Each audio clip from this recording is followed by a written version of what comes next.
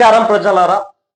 BRS అంటే social మీడియాలో ఎట్లా అంటే ఇప్పుడు మేమే ఆన్ స్పాట్ ఎలక్షన్స్ పెట్టేస్తే 119కి 115 మేమే గెలుస్తాం, ఎవరేం గెలవరు అన్నట్టు సోషల్ మీడియాలో ప్రచారం చేసుకుంటున్న BRS party at the same time పిల్లన్న బల్బు భాష అండ్ కేసీఆర్ గారు మొన్న ఫామ్ హౌస్ లో మీటింగ్ పెట్టి ఫెయిల్డ్ ప్రతిపక్ష నాయకుడు ఫామ్ హౌస్ లో మీటింగ్ పెట్టి కాంగ్రెస్ ఫ్లాప్ అయిపోయింది, ఇక మేము ఎప్పుడు ఎలక్షన్స్ వచ్చినా మేమే గెలుస్తాం, ఏడు ఎలక్షన్స్ వచ్చినా మేమే గెలుస్తాం, ఏ స్థాయి ఎలక్షన్స్ వచ్చినా మేమే గెలుస్తాం అని చెప్పిన కేసీఆర్ గారు ఇక టిల్లన్న ఓవర్ యాక్షన్ అన్ని కలుపుకుంటే రిజల్ట్స్ వచ్చేసి back to back MLC elections లో క్యాండిడేట్ కూడా దిక్కు లేకపోవడం బీఆర్ఎస్ కి.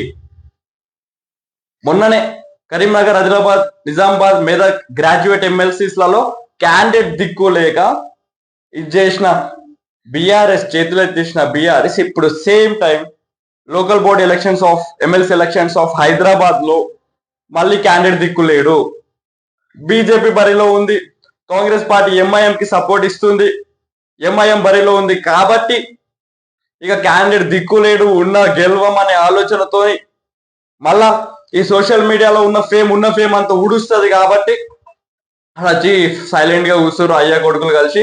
అసలు క్యాండిడేట్ దిక్కు లేడు, బీఆర్ఎస్ పార్టీ మేము ఏడు ఎలక్షన్స్ పెట్టినా గెలుస్తామని లొల్లి మాటలు చెప్పే బీఆర్ఎస్ అధినేత కొడుకు టిల్లు అయినా ఎవరైనా సరే అట్లీస్ట్ క్యాండిడేట్ ని పెడితే ఇజ్జతన మిగులుతున్న ఆలోచన కూడా వాళ్ళకి లేదు.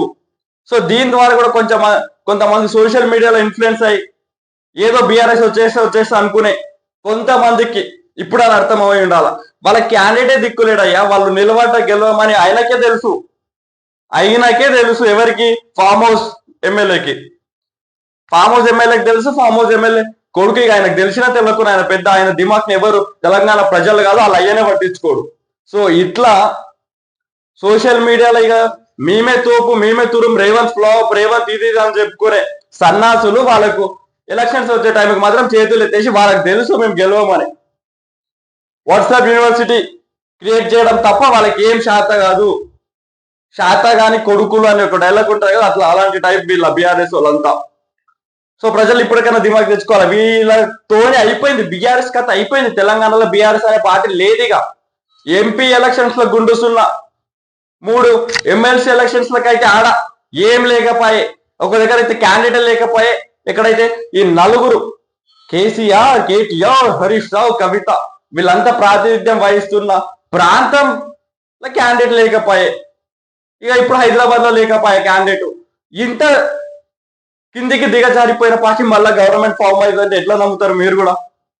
సో ఇట్లా వీళ్ళ సోషల్ మీడియాలో ఒక్కొక్కళ్ళకి నెలకు 2 లక్షల రూపాయలు ఇచ్చుకుంటూ అసలు 100 మందిని పెట్టిన కేటీఆర్ సోషల్ మీడియాలో తప్ప బయట దేనికి పనికి రారు.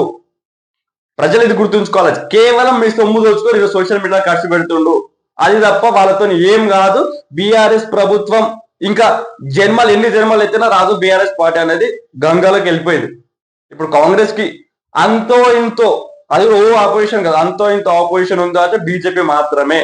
అది మీ ప్రజలందరూ గుర్తుంచుకోవాలి.